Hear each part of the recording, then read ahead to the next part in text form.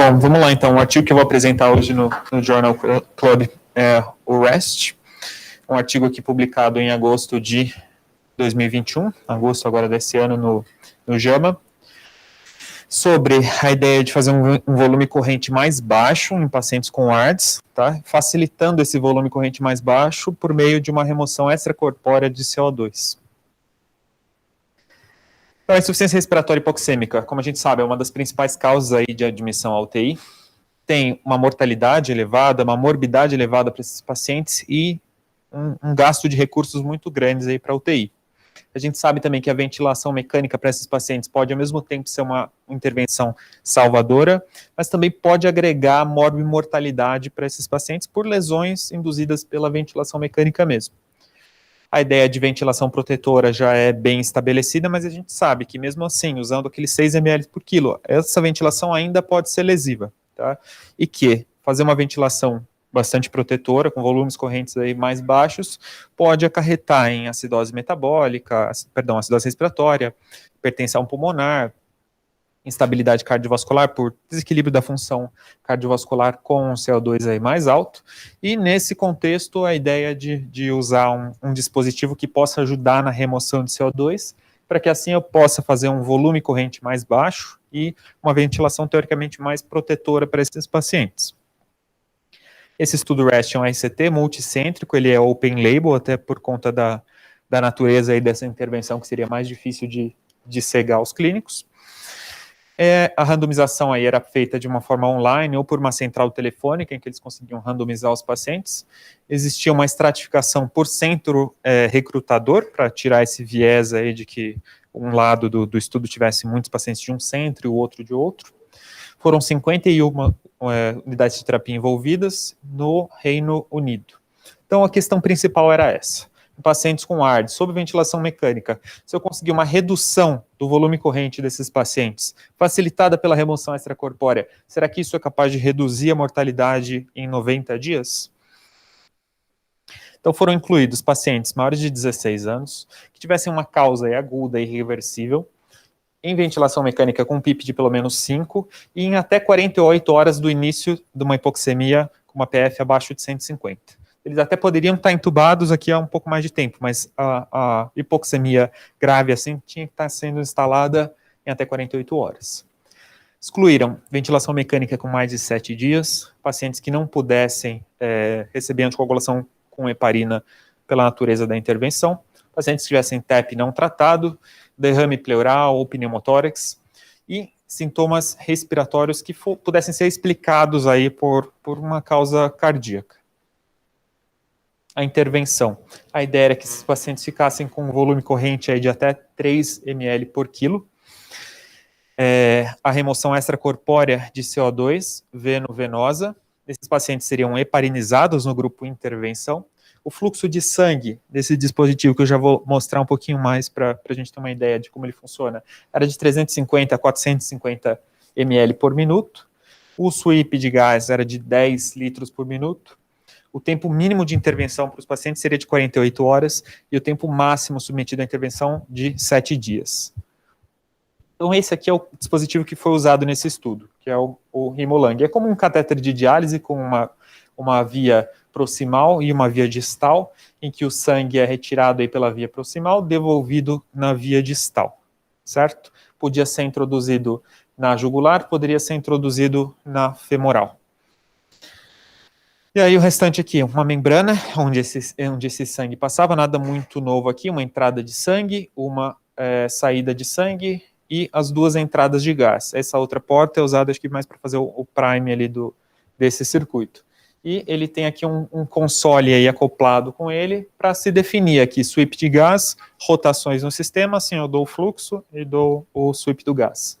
Aqui nesse estudo eles estavam usando ar comprimido, acho que pelo que eu entendi era ar ambiente mesmo que eles usavam comprimido, não era O2 que estava sendo usado aqui no sistema. Controle. O grupo controle recebia o tratamento Standard Care. PIP, titulada de acordo com a tabela aí HARDSNET, e o volume corrente dos pacientes abaixo dos 6 ml por quilo, o que a gente já tem mais evidência. Pronação, bloqueio neuromuscular eram liberados, se o paciente tivesse indicação, o médico ali, assistente achasse que precisasse usar usava para os dois grupos. Assim como a avaliação para ECMO também era liberada ali para os dois grupos, se em algum momento o assistente achasse que podia ter indicação disso. Outcome primário do estudo foi a mortalidade em 90 dias. Os outcomes secundários eram o volume corrente nos dias 2 e 3, para ver se eles realmente estavam conseguindo chegar naquele alvo de volume corrente que eles queriam. Dias livres de ventilação mecânica no dia 28. Tempo de ventilação mecânica nos sobreviventes. Quantidade de pacientes aí que precisasse evoluir para ECMO. A mortalidade em 28 dias como desfecho secundário e também a incidência de eventos adversos, que seria importante saber o tipo de risco que esse dispositivo está trazendo. Em relação à estatística, que acho que depois a gente pode discutir um pouquinho mais, a amostra inicial prevista era de 1.120 pacientes, para ter 90% de poder para detectar uma diferença absoluta de 9% na mortalidade em 90 dias. Aqui eles estavam presumindo que a mortalidade aí no grupo controle seria de 41%. E essa ideia de pesquisar uma diferença absoluta de 9% foi baseada no ARMA. O que eles viram no ARMA de 12 para 6, ventilando com 12, deixando de ventilar com 12, passando a ventilar com 6, a gente conseguiu 9%. Se a gente pegar esse 6 e diminuir para 3, será que vem mais 9% de redução de mortalidade? Foi alguma coisa do tipo, assim, que eles impuseram aqui para chegar nesse 9% que foi proposto. Para os desfechos, foram calculados aí o intervalo de confiança e risco relativo. Para o outcome primário, foi aplicado aqui quadrado, e foi feita também uma análise secundária com regressão logística, ajustada para a idade, SOFA e relação PF desses pacientes. Desfechos de tempo até o evento calcularam risco relativo e intervalo de confiança. Desfechos de tempo de permanência aplicaram o teste de Wilcoxon. Para avaliar esses grupos de pacientes, eles chegaram a fazer uma análise que excluía os 2 primeiros pacientes incluídos em cada centro, considerando que talvez esses 2 primeiros pacientes submetidos ao tratamento em um centro que não era acostumado a desconhecer esse dispositivo, não era acostumado a usá-lo, talvez tivesse um período ali de curva de aprendizado. Então, eles optaram também por excluir esses 2 pacientes de análise. E, quando analisados subgrupos, eles foram mais rigorosos aí com o intervalo de confiança e exigiram aí 99%. O estudo, durante a sua evolução, teve ali uma pausa para investigar um paciente que sofreu um evento adverso, uma hemorragia intracraniana, e durante essa pausa eles fizeram ali uma análise de interim. E durante essa análise eles viram que, muito provavelmente, continuar incluindo pacientes não ia levar a nenhum desfecho. Eles acharam que talvez, por futilidade mesmo, talvez o estudo devesse ser suspenso naquele momento. E o que de fato foi, os pesquisadores ali concordaram e o estudo foi interrompido com 44% da amostra. Mas não por eventos adversos, realmente foi por futilidade a ideia de interromper o estudo.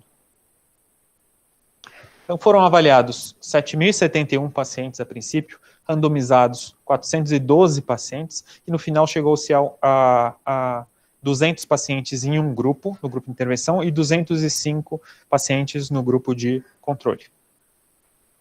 A tabela 1 do estudo, idade média aqui nos 2 grupos, 60 anos, 61,2, a maior parte dos pacientes eram homens, a maior parte deles era funcional aí na entrada no estudo, viviam sem assistência quase 90% desses pacientes.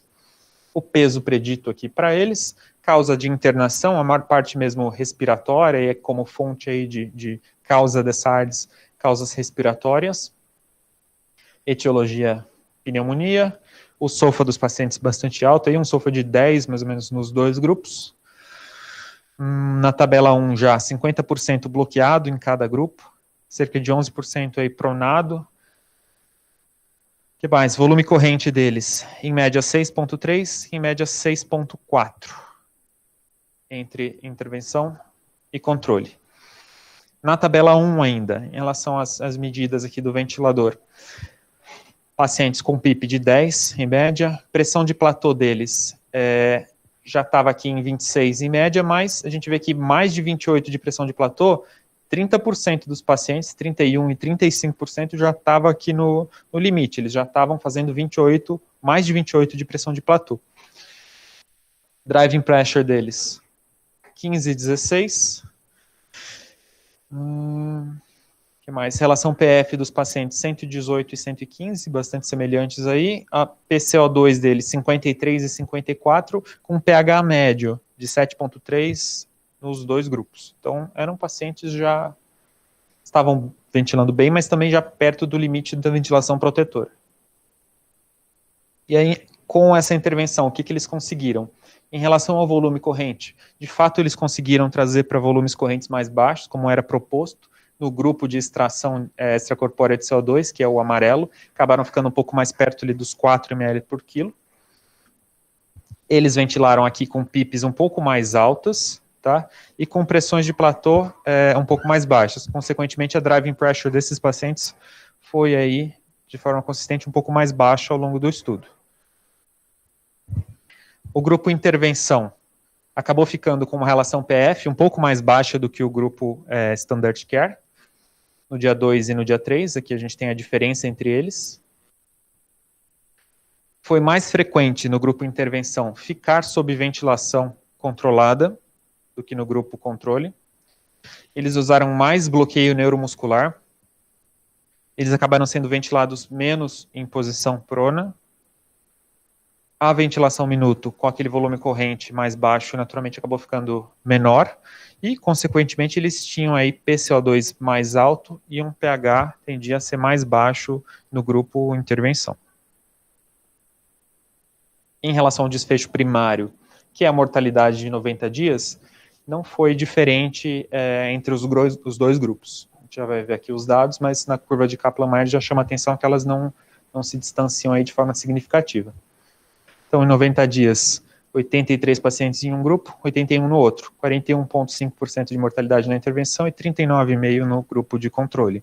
Então, realmente, sem nenhuma diferença muito significativa aqui. Mesmo avaliando, excluindo aqueles 2 primeiros pacientes que eram a curva de aprendizado, não mostrou diferença. Em relação aos desfechos secundários, dias livres aí de ventilação mecânica, os pacientes do grupo intervenção acabaram tendo até um pouco menos, 7,1 contra 9,2. Em relação aos outros desfechos, a necessidade aí de evoluir para ECMO, mortalidade em 28 dias, o tempo de permanência na UTI, ou tempo de permanência no hospital até mortalidade ou alta, bastante semelhante, sem diferença estatística para nenhum desses dados entre os dois grupos de intervenção ou controle.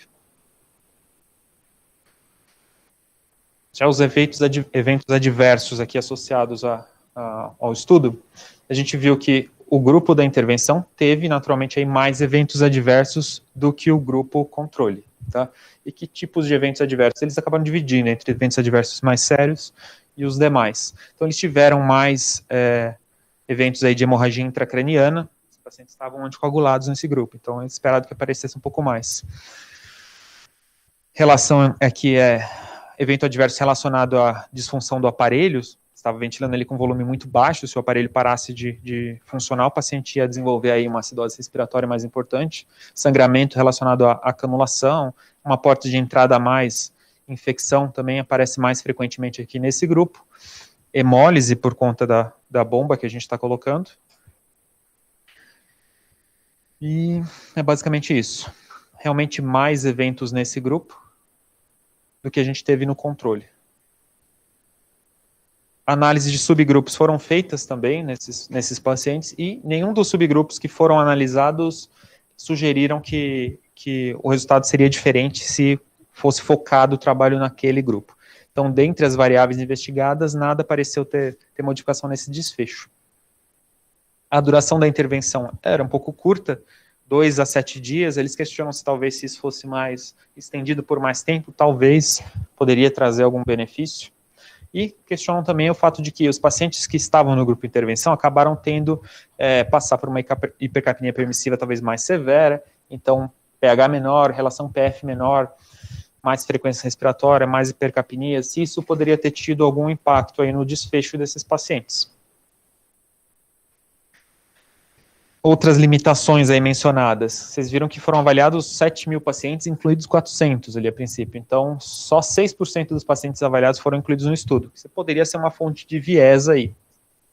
A intervenção não era familiar para a maioria dos centros, acho que ninguém ninguém tem muita familiaridade com esse tipo de dispositivo, alguma coisa mais nova, então tem aí uma curva de aprendizado envolvida.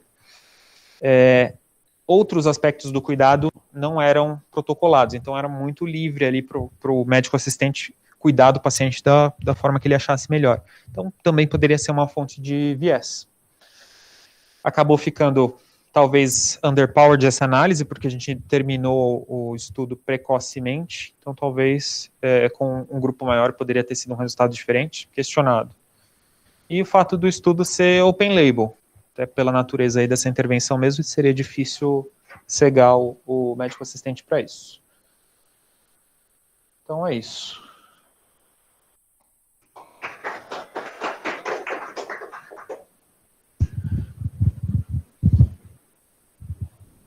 E aí fica a questão, a intervenção problema? Será que ventilar as pessoas com 4 ml, 3 ml por quilo ultraprotetor faz alguma diferença?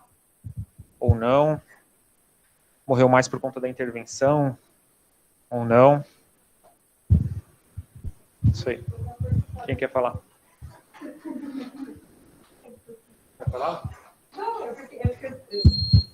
Não sei, mas eu fiquei com essa sensação, né? Não achei uma intervenção ousada, assim, brincando, mas é muito invasiva, a gente sabe que é cheio de risco. E eu vi eles falando que, na hora que parou o estudo, que não foi por desfecho de segurança, mas foi meio que a opinião pessoal das pessoas que estavam avaliando, né? Porque eu achei uma quantidade considerável de efeitos relacionados ao tratamento que, putz, né? Eu achei meio duvidoso, assim, só para tirar a CO2, tudo bem. Não sei, talvez precise, mas eu acho que é um evento com risco muito alto, tem um preço alto a pagar, e que aí eu acho que se precisar de pagar esse preço, é melhor, né? Pagar com a ECMO de uma vez, porque tem outras coisas que não são CO2, né? Não sei. Eu achei que a gente acabou fazendo mais coisas que a gente já sabe que é ruim, né? Tipo, deixar bloqueado mais tempo, enfim, ficaram mais acidóticos e tudo não é, sei lá. Quem mais? Ô, professor, tá me ouvindo? Eu acho que essa é a pergunta do estudo é boa, assim, e a pergunta de que será que fazer a ventilação ultraprotetora de fato é interessante? Porque a gente tem essa pergunta e a gente tem possíveis respostas, mas não tem uma resposta clara a isso, né? Então, acho que a pergunta é válida e aí a retirada do CO2 vem como uma opção para o principal efeito adverso da ventilação ultraprotetora, que é a acidose respiratória. Só que eu acho que algumas coisas do método me incomodam. Por exemplo, se eles tinham tanto eles sabiam que a curva de aprendizado era tão importante a ponto deles fazerem uma análise do resultado, excluindo os primeiros 2 pacientes, será que eles não teriam que ter feito, então, uma randomização 2:1? Para ter mais gente no braço intervenção, já que eles excluíram, e se for ver o tanto de gente que saiu do estudo, aquilo que o Rodrigo falou no final, foi afunilando tanto, e aí no final eles ainda afunilaram ainda mais, né?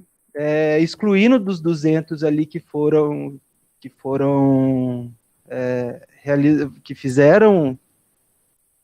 do braço intervenção, eles ainda tiraram 2 dos primeiros de cada centro, né?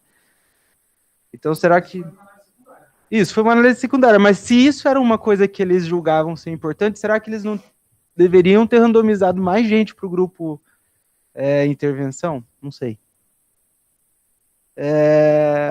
Porque no fim ficou naquela análise secundária, ficou bem diferente os 2 grupos, assim, em quantidade, né?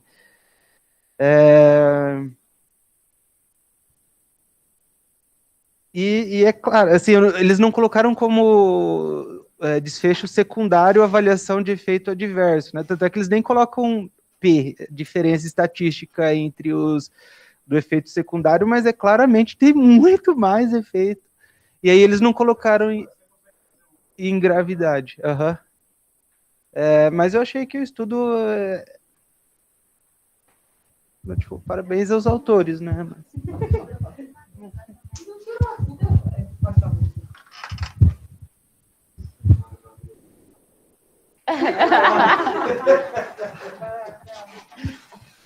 Eu fiquei com uma dúvida quanto à seleção de pacientes, porque, assim, no final, eles tentaram 3 ml por quilo, mas eu acho que acabou com 4 ml por quilo, mais ou menos, né? E aí, a gente ventilando 4 ml por quilo, a chance de fazer acidose é maior. Mas eu fiquei na dúvida, será que todos esses pacientes iam fazer acidose, iam precisar da membrana de remoção? Eu fiquei pensando se eles não botaram a remoção de CO2 em pacientes que talvez nem precisassem, sabe, também. Não era controlar o CO2, era outra, era baixar a corrente, na verdade, né? Não, sim, mas às vezes talvez... mas às vezes talvez não precisasse ter parado o estudo por conta dos efeitos, entendeu? Porque teria usado menos. Você está vendo o protocolo, você abaixa primeiro e coloca... Isso que eu pensei, porque se o... Você já ventilaram aqui a 4 ml? Não, isso que eu queria saber, assim, tem... Eu sei que é mais fácil fazer acidose, mas... Dá certo, né? A minha dúvida era... Não dá certo. Esse 4-6 é um efetivo em dor. Agora é 4-8, e a maioria dos estudos sai de 7, né? Porque só tem número. Mas eu concordo com a sua posição. Talvez o espaço... Porque assim, qual que é a pergunta? Se em pacientes com SARA moderada grave com PF abaixo de 150, na primeira semana da doença, essa que é a pergunta, não é só nos primeiros 3 dias da intervenção, né, que você botou no meio, se colocar ICOR e reduzir ventilação da protetora, se isso vai resultar em melhor desfecho.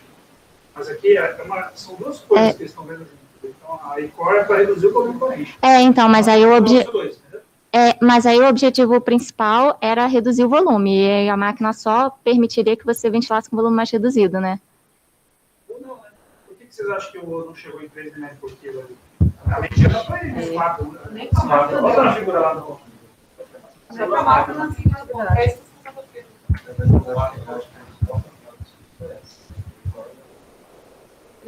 é isso, então. Aí que tá, o cara vai fazer... Eles fizeram um estudo de eficácia, Sim, tem 2 estudos prévios que tinham conseguido fazer isso. Já para ver se de fato eles conseguiriam fazer isso. Tinha 2 provas de conceito já. Tá. Porque eu vi lá que eles publicaram o protocolo, mas eu não vi se tinha estudo de... Mas é um supernova, é um 12-6. E assim,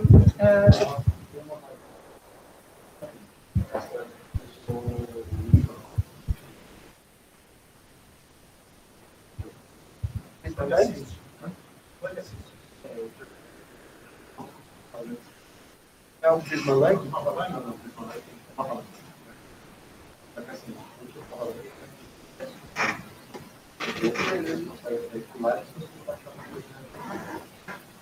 assim, duas coisas, e pode ser realmente ignorância, porque eu não vi, mas qual é a efetividade do tipo? Quanto de fato ele reduz PCO2? Com esse fluxo e com esse sweep dele. E assim, a minha impressão também foi a da Claudinha, porque independente deles reduzirem esse volume corrente, ainda assim, drive pressure continua o mesmo, assim, volume minuto continua o mesmo, mecânica continua o mesmo. O que eu estou medindo? Qual o impacto que eu realmente quero no paciente? Porque eu não sei nem se foi efetivo essa intervenção e se mudou com relação aos 2 grupos. Essa intervenção não, porque foi a mesma coisa, de volume corrente, de pH, de PCO2, mas assim, de volume no total e de pH e de PCO2 e drive pressure continuou praticamente igual nos 2 grupos.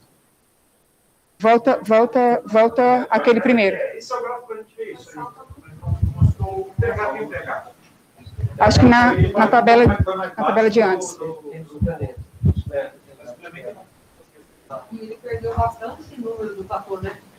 Ele não tinha informações muito... 15. Tinha só fazer essa análise, mas estava faltando.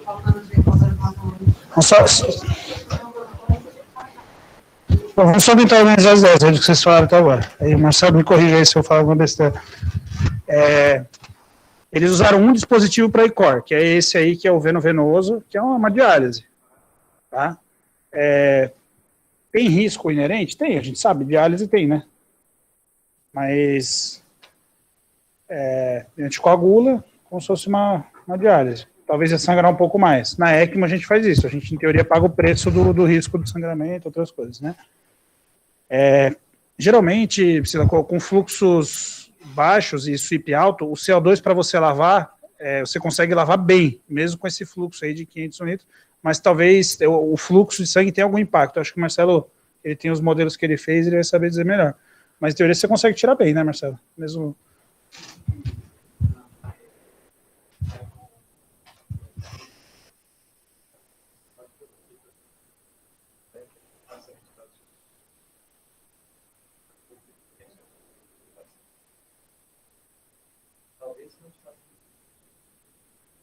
Isso que já não aguentaria mais. Mas ele consegue tirar considerável, né? Não é...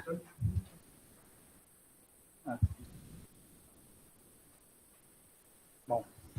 Então, esse é o primeiro ponto. Então, talvez o dispositivo que eles utilizaram não é o suficiente para conseguir o resultado que eles gostariam. Acho que é uma das coisas para a gente ter em mente. Bom, sempre que a gente vê estudo em UTI, a maioria dos estudos são open label, diálise, ECMO, ventilação, é tudo open label, você sabe qual grupo o paciente está, então a gente tem que atentar a duas coisas. Primeiro, o desfecho primário tem que ser um desfecho robusto, que quem está fazendo intervenção não consegue modular. E mortalidade, eu acho que preenche esse pré-requisito, tá? Então, por mais que não seja cegado, não tem como ser, por exemplo, se você for fazer uma análise de qualidade metodológica, de risco de viés, você não vai tirar ponto no cegamento nesse caso, tá? Você vai falar assim, o risco de viés por cegamento aqui não é aplicável devido à natureza da intervenção, tá? É o que é recomendado pela Cochrane para fazer, por exemplo, tá? Mas aí o que a gente tem que ver? A gente tem que ver se a intervenção que foi feita, ela separou os grupos, teve separação fisiológica entre os grupos que é o que vocês estavam comentando, tá? Então, a gente vê isso em diálise, vê todos os estudos, a gente tenta ver isso. Então, esse gráfico é para a gente ver isso. Teve separação, mas é muito importante a gente ver os parâmetros gasométricos aí também. Eles comentaram ali. Teve um dado que me chamou a atenção, que os pacientes do grupo da intervenção parece que era pouca coisa, mas ficaram um pouco mais hipoxêmicos, não foi isso? Só que ao mesmo tempo eles pronaram menos. E assim... Não, assim, ok. E aí porque assim, ou eles não pronam baseado em relação ao PF, eles pronaram baseado em outro motivo, ou não sei se o próprio dispositivo, se eles desanimaram de pronar pelo dispositivo, não sei. Isso é uma questão ética, assim, se a gente for pensar, porque eles pronaram muito pouco pacientes que tinham uma mediana de 110 de relação, assim, depois do Proseva, né? Então, assim, será que o fato de ser open label também não interfere nisso, assim? Assim, para você ver o efeito da intervenção, o importante é os grupos estarem balanceados. Se eles estiverem balanceados e seguirem o mesmo protocolo, você isola o efeito da intervenção. É isso que eles estão querendo fazer, um experimento, que eles querem isolar o efeito da ICOR da ventilação da protetora, certo? Se eles conduziram, não foi a melhor prática possível, aí isso é um questionamento que a gente pode fazer, tá? E isso pode trazer viés por estudo, já vamos ver com relação a isso, que aqui eles não fizeram duas intervenções que tem que fazer, que é PIP alto, que é uma recomendação, ou alguma estratégia de PIP mais alta, pelo menos, né? E a prona, né? A incidência de prona é muito baixa. Então, com certeza é um grupo de pacientes que talvez não seja a nossa prática atual hoje, né? Certo?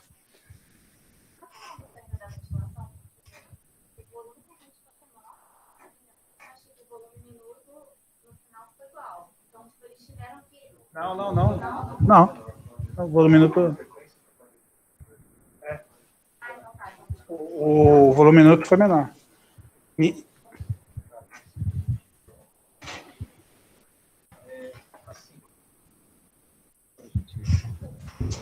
Mais fácil. Essa PIP é mais fácil. A gente não pode falar que PIP alta é a melhor prática. Assim, o estudo ele tende a ser pragmático, em boa parte dele. Né? Assim, o que era bem controlado era realmente intervenção ventilatória do ponto de vista de ventilação a minuto. Né? Então, vamos dizer assim, variáveis mais relacionadas à oxigenação do que a ventilação velar minuto. O PIP pode influenciar a ventilação velar minuto, por isso que eu estou falando com esse cuidado. Mas... assim, que é o que é validado, cara. Não, assim, até para contar, não tem diferença usar PIP baixa, muito alta. Não faz diferença. Meta-analiticamente, com dados individuais, nível de paciente, pode ser que seja verdade. Dá pra gente falar isso. Assim, acho que assim, os caras são práticos. Eles estão cuidando do doente, falando, não vou subir a PIP desse doente, isso não tem benefício, e tá certo de fazer isso. Então, funciona. Mesma coisa que o coronel. tem um processo, ponto. É o quinto de desculpa, é o quinto de 5 estudos. E tudo bem, é um pouco diferente dos outros. Mas, assim, a diferença na mortalidade de Proceva é muito grande. Mais uma vez falar, né? Se alguém fizer um novo estudo agora, multicêntrico, multinacional, que é absolutamente neutro, não sei. O Proceva é único. Ele é um monte de efeito enorme, que acho que é pra gente ficar com o pé atrás mesmo. Eu só... Não, concordo. Mas assim, os últimos estudos eles têm tendido a botar no grupo controle PIP alta para ser o comparador. O Rose foi assim, foi neutro, né? Mas os estudos têm feito isso para botar no grupo controle aí. Bom, vamos voltar lá só no figura, que é essa a ideia. Então, antes da gente ver o resultado na mortalidade, a gente tem que ver se o que eles se propuseram fazer, eles conseguiram fazer. Eles não conseguiram, acho que...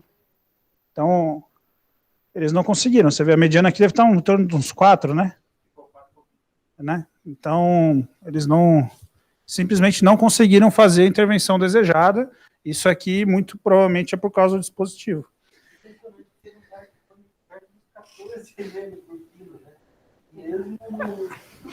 Professor? Exato, mas por quê? Por quê, Gabriel? Por quê? Professor, tá me Eles ouvindo? não conseguem manipular drive, não adianta você só manipular CO2. Então, aqui o pressuposto deles, fisiológico, é que você baixando o CO2, você vai controlar o drive. Isso não é verdade, a gente faz isso na ECMO, e o cara não consegue, né? Às vezes você, tipo, aumenta o CIP, ele dá uma reduzida até, mas às vezes continua com o drive hiperestimulado.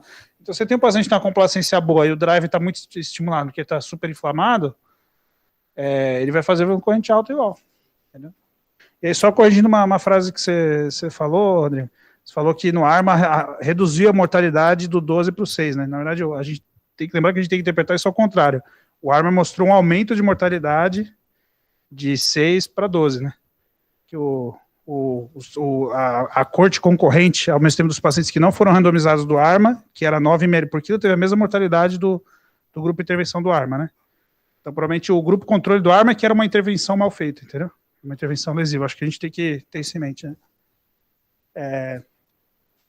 Bom, então aqui simplesmente eles não conseguiram fazer. E aí, ainda assim, pagou-se um preço. Qual que foi o preço? Quando baixou o volume, muito provavelmente a impressão que dá, o paciente ficou mais hipoxêmico, eles tiveram que aumentar a PIP para manter o pulmão aberto. Lembrar que o volume corrente, a gente tem o tidal recruitment. Enquanto você está ventilando lá 6, 7, 8 ml por quilo, você está mantendo o pulmão aberto também. Não é só com PIP que você mantém o pulmão aberto. Tá? Então, isso acontece na ECMO, né? Tem o fenômeno inflamatório, né, Marcelo? Mas a hora que você baixa, às vezes o pulmão colaba todo. E eu, pessoalmente, por exemplo, no COVID, eu acho que tem uns vezes que a gente canula, que a gente atrapalha ele. A gente aumenta o tempo de ventilação mecânica quando coloca em ECMO. Entendeu? E tem alguns pacientes que, se você não colocar, deixar lá o pulmão um pouquinho esticado, sem fazer um biotrauma bizarro, sem fazer uma coisa bizarra, talvez seja melhor do que botar na ECMO e fazer o pulmão colabar. Isso é uma impressão minha, não sei o que o Marcelo pensa também a respeito. E aí, assim, eles conseguiram baixar a driving pressure. Esse aqui é mais um estudo que mostra que baixou a driving pressure e o resultado não foi melhor, né, para a gente lembrar disso. Então, eles, de certa forma, conseguiram reduzir as pressões e os volumes, mas pagou-se um preço por isso. Tanto acidose quanto hipoxemia, né? Pagou o preço pelos dois. E aí, pela acidose, o preço que se pagou foi manter o paciente mais sedado, mais coralizado, para atingir os 13 ml por quilo, que era o objetivo, o alvo terapêutico deles, né?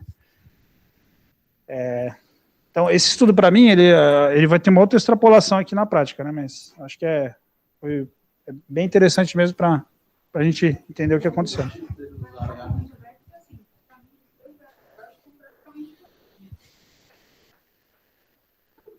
Aqui está em 6, aqui tem 4.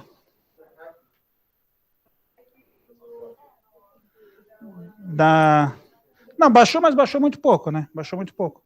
Ó, aqui que baixou mais, a partir do segundo, terceiro, quarto dia. Aí baixou bem, né? Aí ficou tipo 11 versus 15, 4 centímetros de água. Isso é bastante, tá? 4 centímetros de água, para a gente conseguir baixar isso no paciente, é difícil, né? Se tem um paciente que tem um pulmão muito duro ali.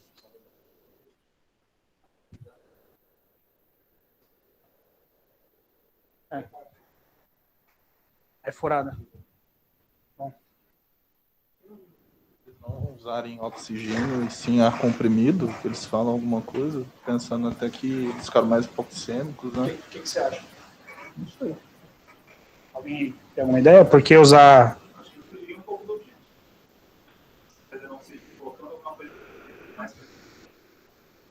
estaria colocando uma variável a mais aí. Agora mas não vai fazer muita coisa, né? 350 ml. Como que a gente dá oxigênio para o paciente na ECMO? É com fluxo de gás ou com fluxo de sangue? Muito baixo, né? O efeito seria muito baixo. Você dá oxigênio. Realmente não.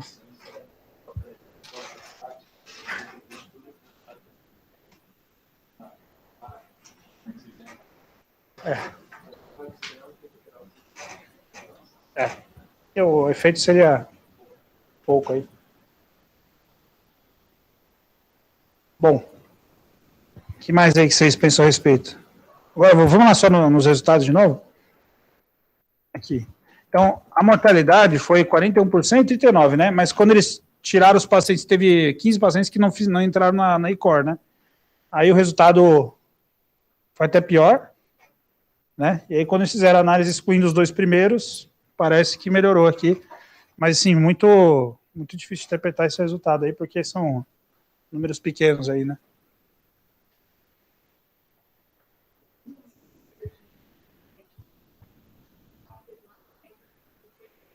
Isso. E aí teve menos dias livres de ventilação no grupo ICOR. Provavelmente a intervenção aqui, ela gerou efeitos colaterais. A gente tem que entender que efeitos colaterais foram esses, né? Tá bom. Manda. Mas eu fiquei na dúvida, contanto que eles estimaram de redução de mortalidade, assim, que eles estimaram 9%. Eu achei muito. Só que assim, por outro lado, era o dado que eles tinham, assim, daí eu fiquei com essa dúvida. Tipo, putz, 9% parece muito, acho difícil eles conseguirem 9% de novo, reduzindo mais. Mas aí ele poderia simplesmente chutar um número. Tipo assim, 9 é muito, acho que vai ser por aí, mas nem tanto, por metade disso. Tipo assim, entendeu? Eu fiquei com essa dúvida, porque eu achei que eles foram muito otimistas, entre aspas. Não sei. Mas eu não sei como mudar.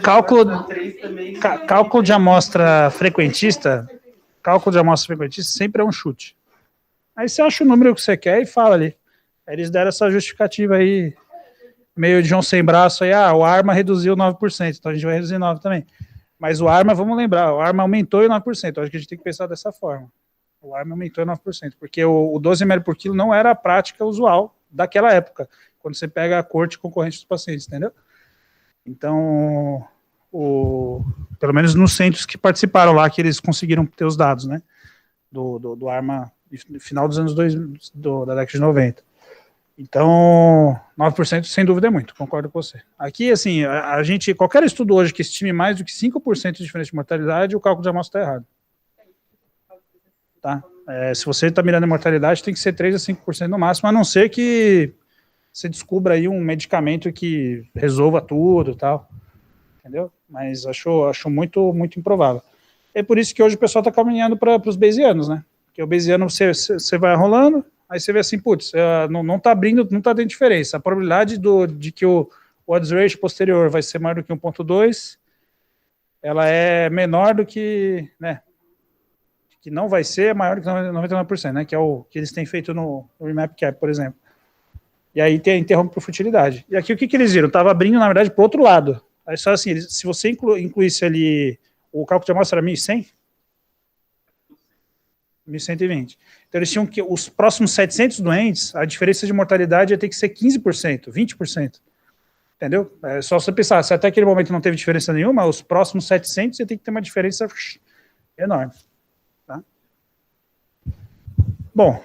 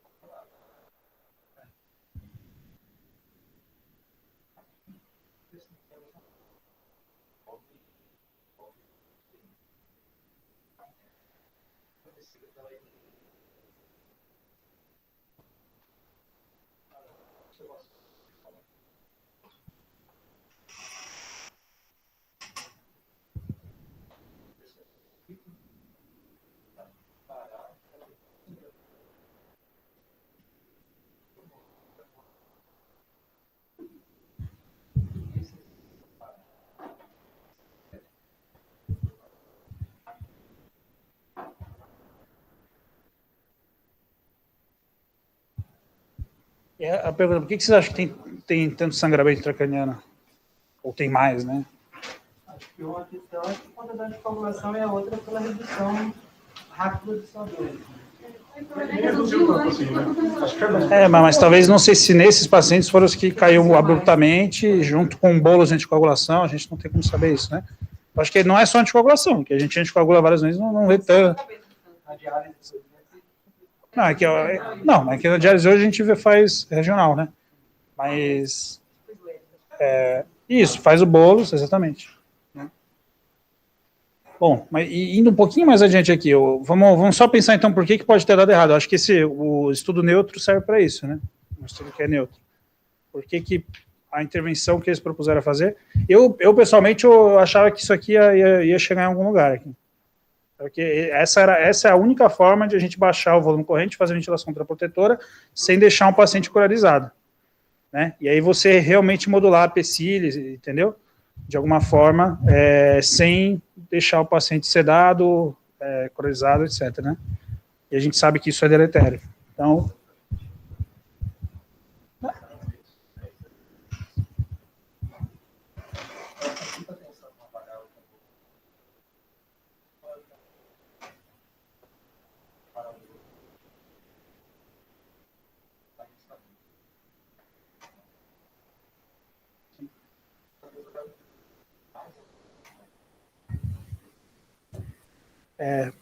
o que vocês pensam, então?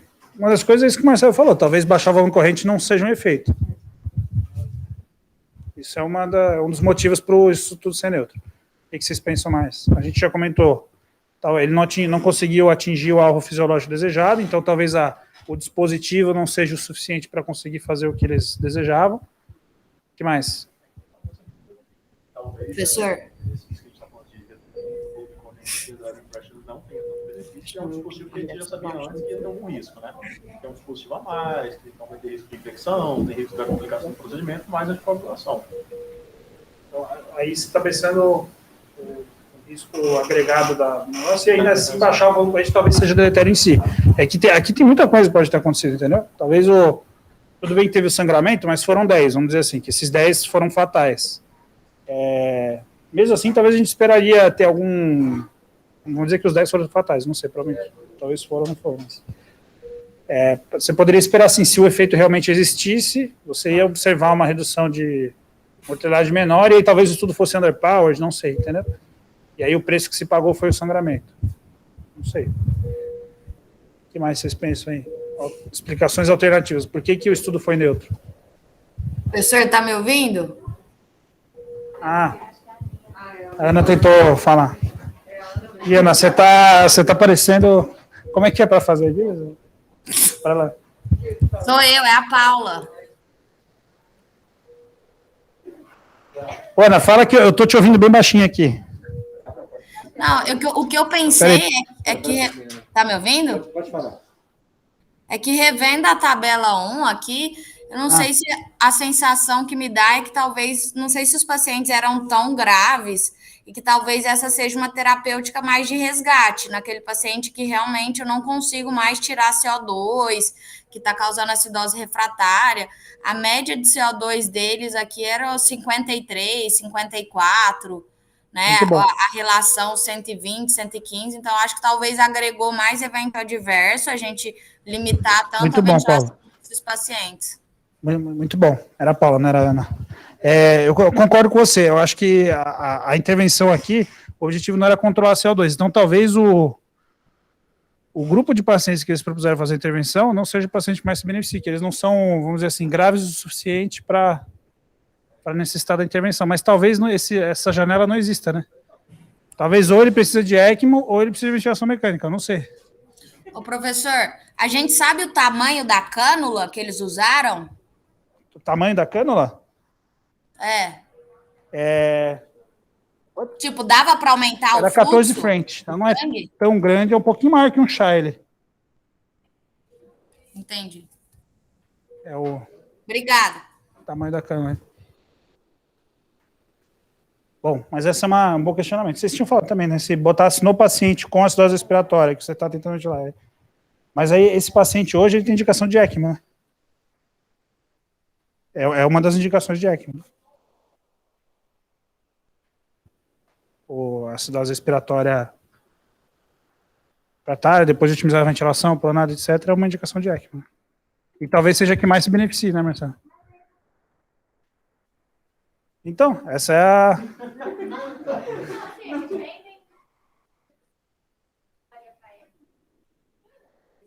Então, é isso que a gente está tentando ver, não sei. Então, mas será que o paciente que não é tão hipoxêmico assim, né? É um paciente muito hiperfácil, será que esse dispositivo não traz menos morbidade do que é?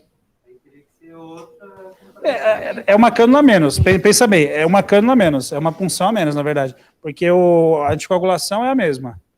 E a eficiência é menor. Então, talvez com a ECMO, você conseguiria botar em ECMO e o paciente não... Você ia baixar o CO2 mesmo, apesar de ele estar com o drive hiperestimulado e tal, e aí talvez você não precisasse coralizar, tal, conseguisse evitar outras coisas, não sei, entendeu? Acho que tem outras coisas aí pra gente pensar, né? Uma coisa que eu fico pensando é que, tudo bem, a gente coloca ECMO em pacientes que estão numa situação de que ou é aquilo ou ele vai acabar falecendo. Mas o que chama atenção aqui também é que, como terapia de suporte para permitir, porque afinal são terapias de suporte, né? Isso aqui, terapia de suporte, e ECMO também vejo como terapia de suporte. E se a gente está só dando suporte para ele poder fazer uma ventilação mais protetora, e aqui, de fato, a gente conseguiu um volume um pouco mais baixo, nessa ideia de que seria mais protetora. E os pacientes não parecem ter tido menos desfechos ruins por isso. Quanto que será que existe de real benefício dessa ventilação super protetora, assim, que a gente faz? Será que esse suporte realmente está ajudando ali? Eu pessoalmente, olhando isso aqui, fico muito com o pé atrás desse chegar nesse ponto. Eu pessoalmente, posso fechar?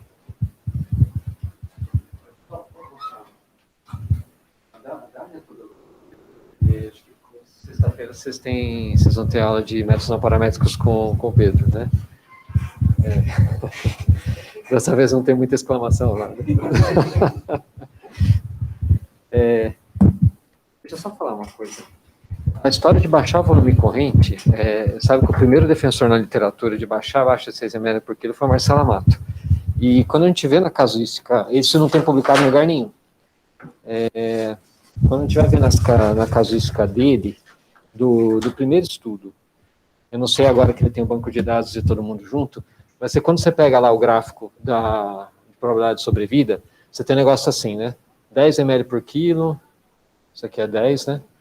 Aqui vai dar, sei lá, 6 ml por quilo, aqui dá 4 ml por quilo que alguns chegaram. Realmente separava bem a probabilidade de sobrevida dos pacientes. O grupo ARDS Network tentou fazer a mesma coisa, só que para eles era tudo igual. Tá? Assim, abaixo de 12 ml por quilo era tudo igual.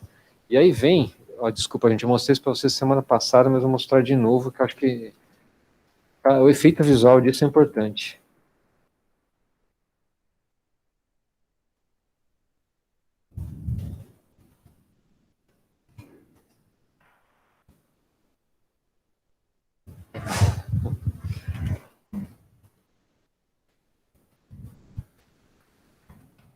É exatamente o que cadê? Tá aqui, ó. Exatamente o que o Bruno falou para vocês. Só que... Será que dá para a gente PDF? A gente não tem mais... SCM? Não, ele abre sim. SCM para ir devagar. Então. Botaram umas travas anti-pulsa. Ai, Cacilda. Não, é só... Clica no vídeo ali que abre. Isso, chama o negócio. Aqui?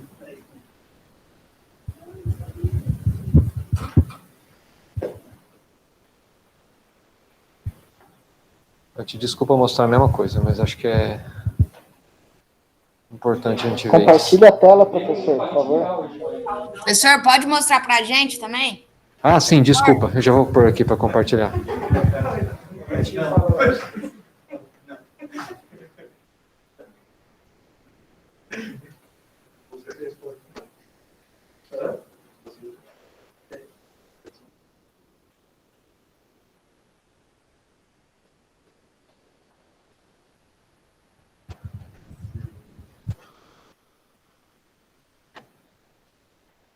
Ó, só lembrar, isso aqui era no francês, no Calais, que mostrou a primeira casuística depois do grupo RDS Network, mostrando que a ventilação protetora era capaz de reduzir as chances dos pacientes morrerem. Aí veio o pessoal do próprio grupo RDS Network, que é essa Catherine Deans, respondeu a carta com editorial, respondeu ao estudo com editorial. Lembra desse gráfico, gente, ó, mortalidade 12 ml por quilo, 41%. Foi o que eles usaram realmente nesse estudo. E a mortalidade britânica de SARA grave, né? Lembrar que do Oscar era 40% a mortalidade também, na alta frequência, tá? 6 ml por quilo, tá aqui, ó, 30 e poucos por cento de mortalidade.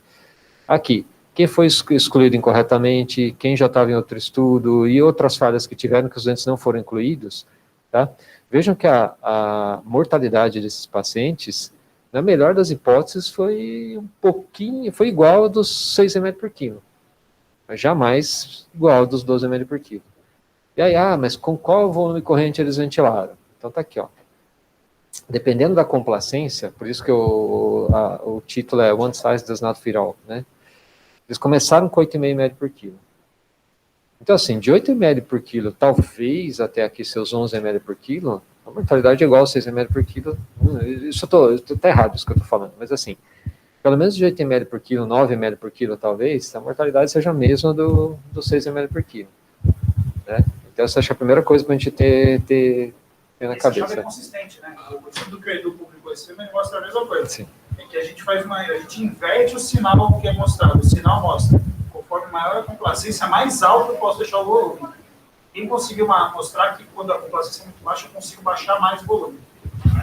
Mantendo um pH seguro, né? Isso, o outro lado é o que conseguiu mostrar. O estudo de fora é isso, é tentar ir para o outro lado. É baixar mais, mantendo o pH seguro. Tem que corte, eles conseguiram. Chegar em 3 aqui. Ó, só para reforçar isso que o Bruno está falando, isso quem introduziu foi o próprio Arma. Tá aqui, ó, o Arma. Todo mundo lembra o último gráfico dele?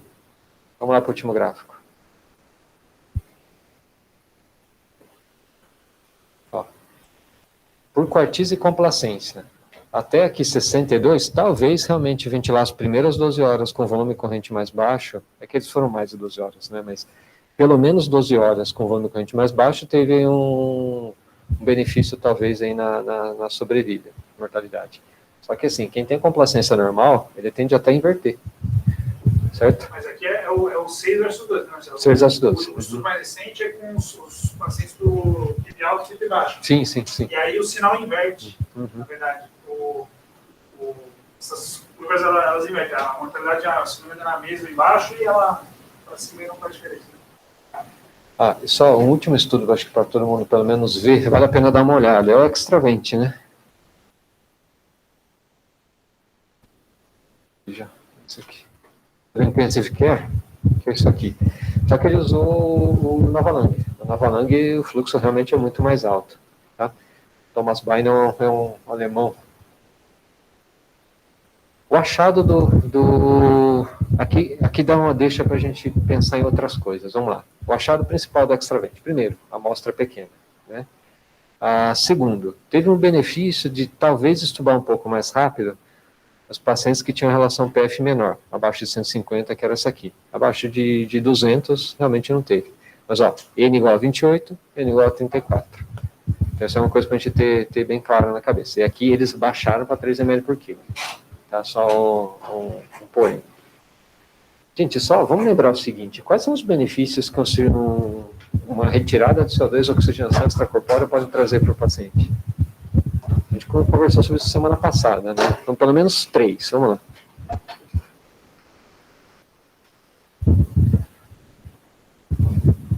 Número 1. Recuperar gases de quem está super hipoxêmico, que talvez vá morrer de hipoxemia. Beleza. Número 2. Permitir ventilação protetora nas primeiras horas quando é colocado precoce? Perfeito. Por isso que, assim, lembra que o NHS não paga nenhum circuito extracorpóreo respiratório para depois de 7 dias de ventilação mecânica. Não faz sentido, né, para a saúde pública isso. E terceiro, talvez seja o principal, não sei, né, mas é uma coisa importante, é deixar o doente acordado. Gente. Aqui, pelo contrário, eles colocaram o Elango para deixar os doentes mais serados ainda. Né? Aí é que dá essa oportunidade de a gente deixar os doentes acordados. Não tem sentido deixar um doente que possa ficar acordado, sedado, paralisado, para deixar um volume de corrente pequeno em ECMO. Isso não faz sentido. Tá? Ainda mais que eu acho que com esses dados que a gente tem agora. Isso provavelmente é complicado. Porque, assim, talvez eles ficassem com grade muito... Tanto é que foi o que a gente viu ali no volume corrente. Concordo plenamente. Concordo plenamente. Talvez se mudasse a estratégia, assim, vamos ligar o Elango aí e, em vez de baixar o volume corrente, vamos acordar, ver se o doente fica em pressão de suporte e confortável. Talvez o ganho fosse até maior do que tentar baixar o volume corrente. Eu só estou supondo, gente, estou falando isso agora, opinião pessoal. Daqui 10 minutos, talvez isso vai ser a maior bobagem à face da Terra. Então, eu só estou arriscando falar. É uma opinião pessoal. Na sua opinião, professor, que a gente vê assim, os pacientes diminuem. Eu tenho a impressão que eles não diminuem. O cara tem estimulação lá de J, tem alguma outra coisa, você deixa a gás dele bonitinho e o cara tá lá. Depende da doença. Você está falando dos pacientes em ECMO. Não só em ECMO, mas os pacientes COVID, assim. Ah, tá. Mas ele não está bloqueado. Cara, COVID é uma doença à parte, eu estou brincando. Eu acho que assim, cara, na fase aguda, assim, CO2 é um dos moduladores do centro respiratório. Que não é só o CO2. Exatamente. Exatamente. Eu ia mostrar aqui, mas eu até achava demorar, mas lembra aquele gráfico de quando a gente vai reduzindo a retirada de CO2 da ECMO, o volume corrente minuto vai aumentando os doentes em pressão de suporte. Vocês lembram disso? Então, peraí. Vamos lembrar o nome do cidadão. Um é o Nicolo Patroniti. O outro é o...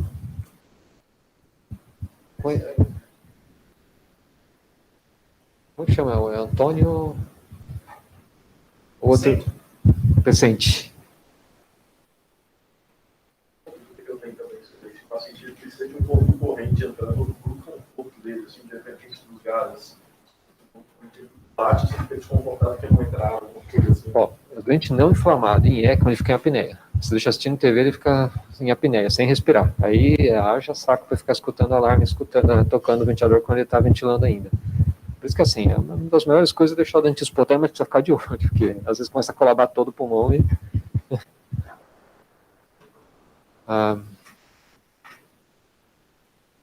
Deve ser esse aqui, vamos ver.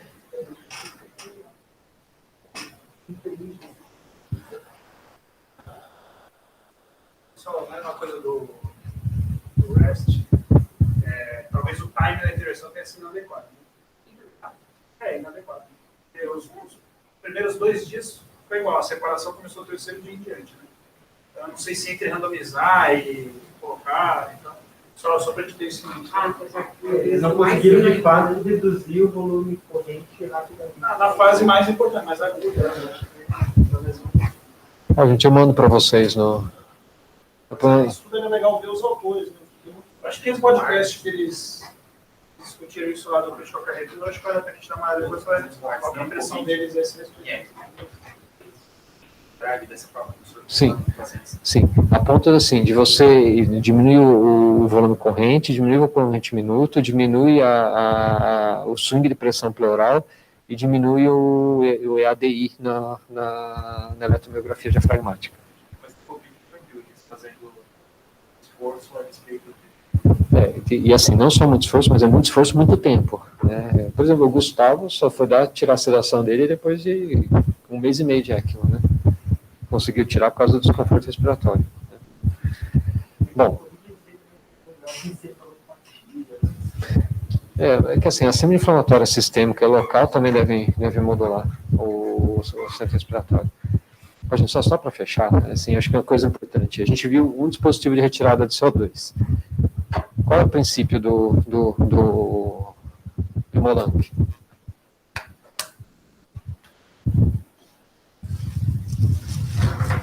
Qual que é o princípio dele? Bom, é o mesmo da ECMO, né, gente? Depois, me cobrem, senão hoje não... Hoje vai...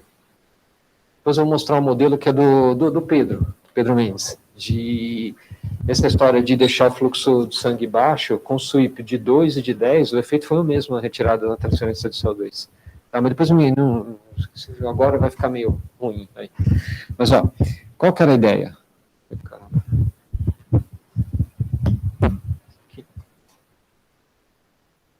Está lá o seu paciente. A ideia é passar o sangue na membrana e devolver, certo? Só que o fluxo de sangue é muito baixo. Uma coisa que eu estava até conversando com o Rodrigo agora. Quanto que é o conteúdo arterial de oxigênio de, sei lá, de algum de nós aqui? Um número próximo ao fisiológico. Em ml por decilitro. Ou ml por 100 ml de sangue total. Do oxigênio agora. Só dois eu vou te perguntar, Jacques. Quanto que é? CaO2. Quanto que é, gente? Em torno de 16, na melhor das hipóteses, 20 ml de oxigênio por cada decilitro de sangue ou por cada 100 ml de sangue total. Não é mais ou menos isso? Quanto que é de CO2, KT? Das suas contas com o Douglas lá.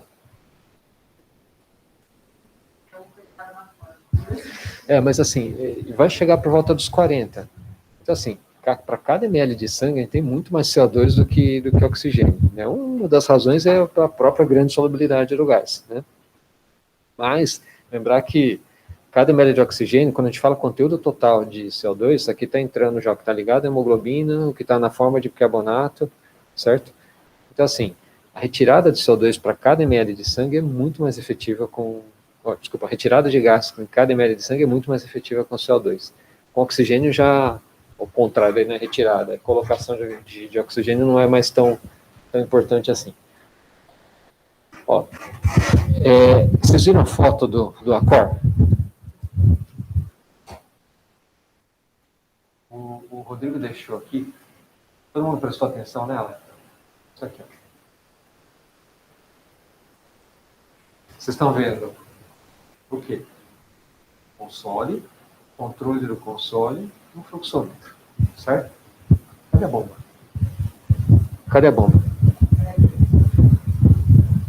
Ó, gente, exatamente, essa é uma característica do ICOR. Isso aqui, já, o centro dele já é o propulsor, ele roda dentro dele, tá? Então é uma bomba centrífuga também, para baixo fluxo, mas é uma bomba centrífuga. Bomba centrífuga em baixo fluxo erra pra caramba. Tá? Por isso que as bombas de infusão à beira-leito, elas não podem ser centrífugas, por exemplo. A bomba de diálise, como o fluxo de sangue é muito baixo, tem que ser peristáltica. De preferência, peristáltica oclusiva total, para você ter um controle exato do que está acontecendo. Tá?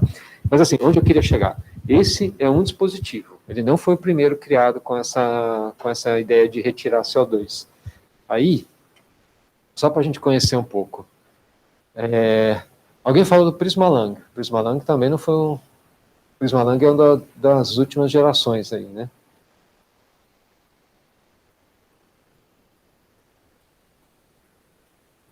Vamos ver... o primeiro... Qual que era o italiano lá? Decap, né? Hemodec Decap. O primeiro foi esse aqui. Opa, deixa eu ver se vai aparecer assim.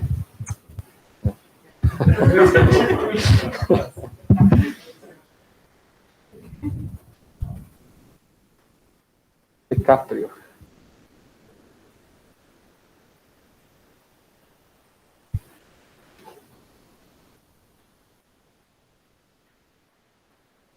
Se tem alguma imagem dele aqui.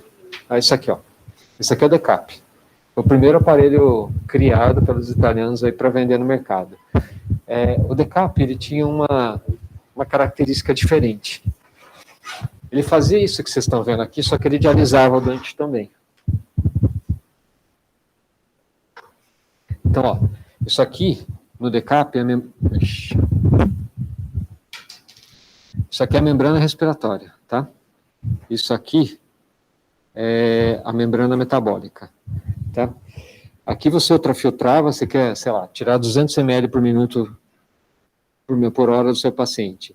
Só que ele pegava uma fração, então você tirava esses 200, por exemplo, dava mais ou menos aqui entre 1 e 3 ml por quilo. 100 ml, ele recirculava de novo na membrana. Faz algum sentido para vocês isso? Ó, passou na membrana respiratória, isso aqui é o que o decap faz, tá? Passou na metabólica. Você filtrou 300 ml e está recirculando 100 na membrana respiratória. Faz sentido para vocês isso? Ó, tem o cara que criou isso, depois vocês eduquem de qualquer forma, um cara que chama Sérgio Livini. Qual que era a ideia disso? Com esse tanto de... Oi?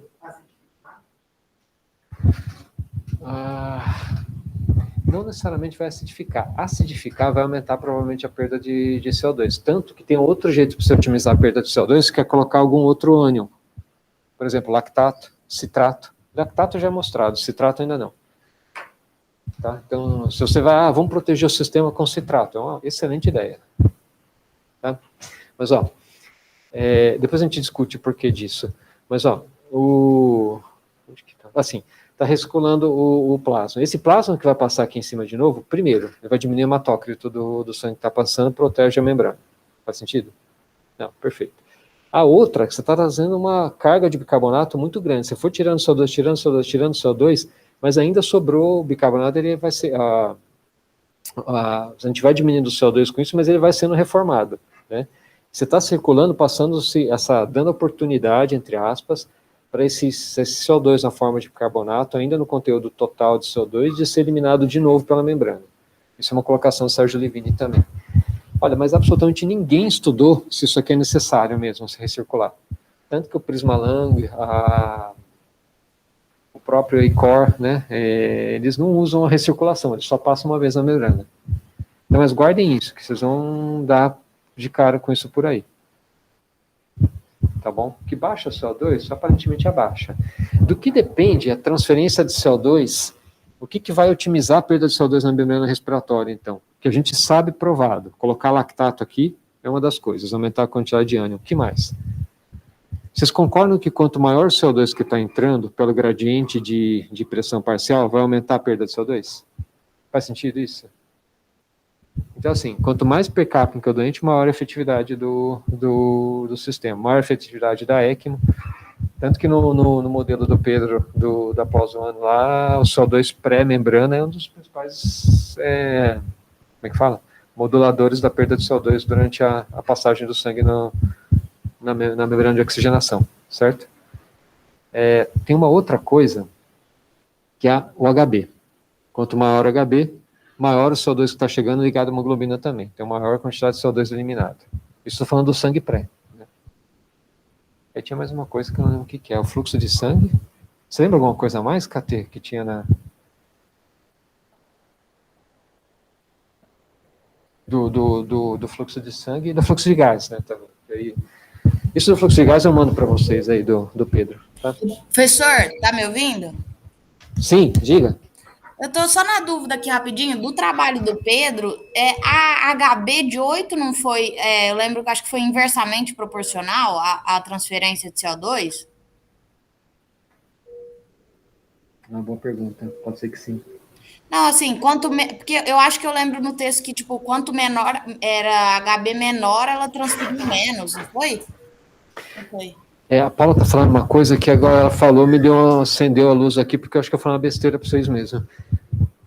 Exato, acho que foi inversamente proporcional, né? Porque provavelmente ele fica mais ligado à hemoglobina do que ofertado para a superfície da membrana. Acho que o raciocínio foi inverso, acho que é isso mesmo.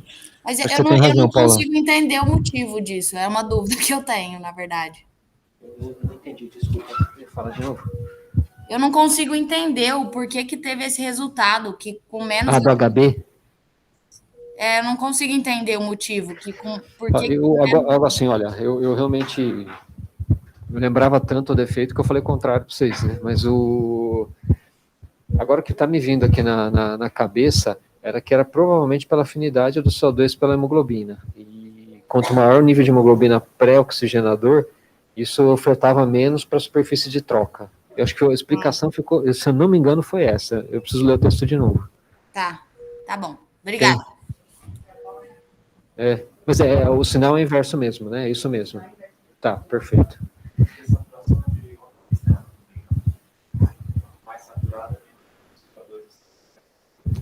É verdade, eu acho que isso faz parte também, entrou na regressão também. Tá? Porque esses dados que eu estou falando para vocês são coletados de animal, mas será um sistema fisiológico em funcionamento. Tá? Bom, gente, acho que... E aí, talvez o oxigênio um pouquinho mais no sangue. Porque daí você consegue saturar a hemoglobina e, consequentemente, você libera mais CO2. Talvez sim, talvez sim, você tem razão.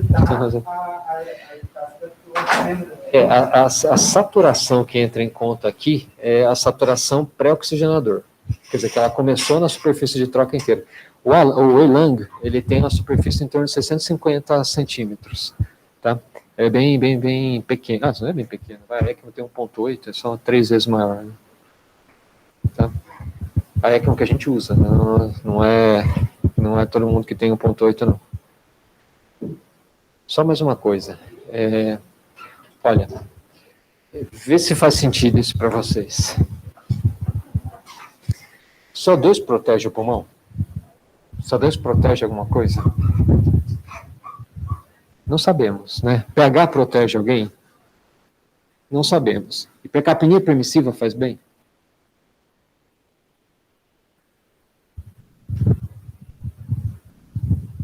É uma pergunta, gente.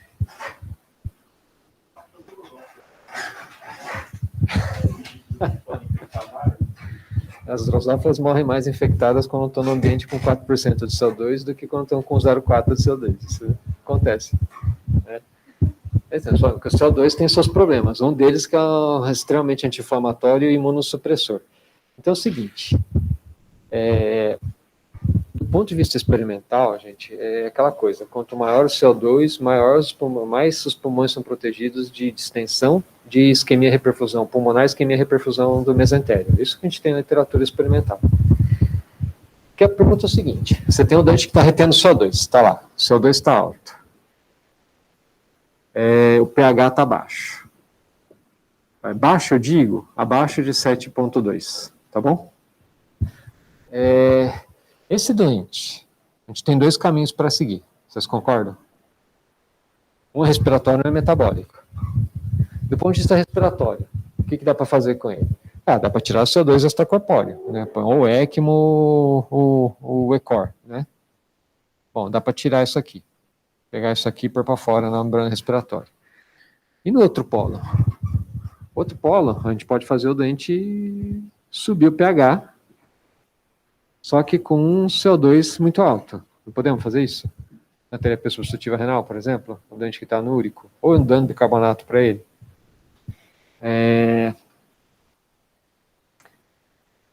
Agora, a pergunta é o seguinte, será que tem diferença entre os dois? Essa é a primeira pergunta. Vamos partir do princípio que eles sejam iguais. Qual que é mais barato? Isso aqui parece mais barato, né? Bicarbonato, terapia substitutiva é cara, né? Pra gente é bem caro. Isso ninguém respondeu ainda, né? Isso acho que é uma linha de pesquisa bem legal, que era uma ideia de fazer aí algum tempo atrás, né? Da gente estudar a retirada de CO2 com fluxo baixo, usando o mesmo catéter em animais, e no outro grupo fazer terapia substitutiva renal com bicarbonato alto. Tá? Também não vai responder tanta coisa assim, mas só para a gente ter uma ideia da segurança, pelo menos, dos dois. Tá? Bom. Acho que tá. Discuti bastante aí, né? Mas eu acho assim, pensando agora só do ponto de vista da interpretação do texto, acho que quando a gente tem um estudo neutro, a pergunta que a gente tem que se fazer é por que deu errado? Por que o resultado pode não ter sido atingido porque a intervenção proposta simplesmente não tem efeito, Pode ser porque o que eles tentaram fazer eles não conseguiram, e aí no fim não teve efeito num desfecho clínico, né? Talvez seja o caso aqui. Pode ser o time da intervenção. Então aqui a gente tem vários motivos para não ter sido. Então esse é o exemplo claro que eu não acredito que a ECOR vai ser jogada de lado, mas isso aqui cada vez vai mostrando que ela não é uma terapêutica que ainda está em procura do seu espaço. A gente ainda não sabe qual que é o lugar dela, né? Se é que ela vai ter algum lugar no manejo. Né? Isso eu não conheço. Tem também. Que aí talvez faça sentido, porque vai deixar acordado, né? Não vai entubar. Aí você realmente tem um efeito positivo, que é não sedar o paciente, etc. Os efeitos colaterais. Aí. Mas também não sabemos, né? Vai saber nada. Acho que...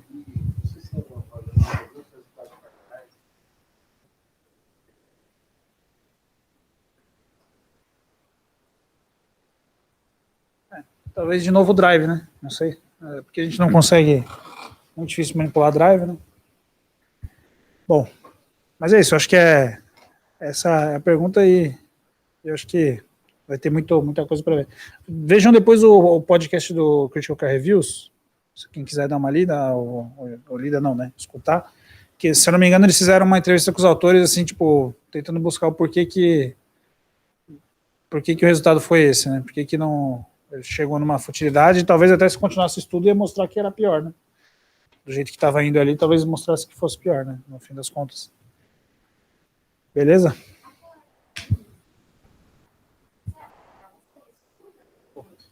O quê?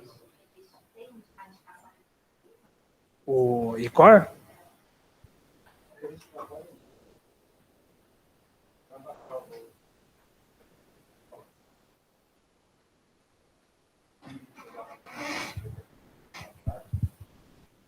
Mas aí não é indicação de estudo, né, Marcelo? Acho que aí é uma situação, você está no hipercapnia refratária, você não quer botar ECMO, você pode tentar isso, talvez. Mas como eu falei, na minha cabeça é uma cânula a mais, só de diferença. Se você botar a cânula direitinho e for num time apropriado e tal, talvez aí não é melhor ir direto para ECMO, né? Não sei.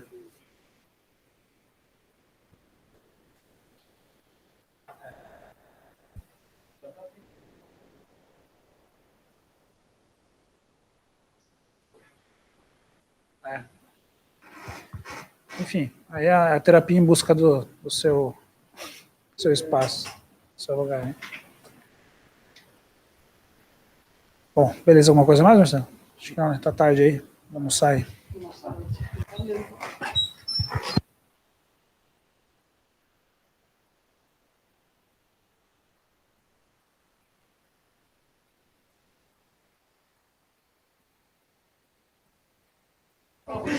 Tchau, Paula.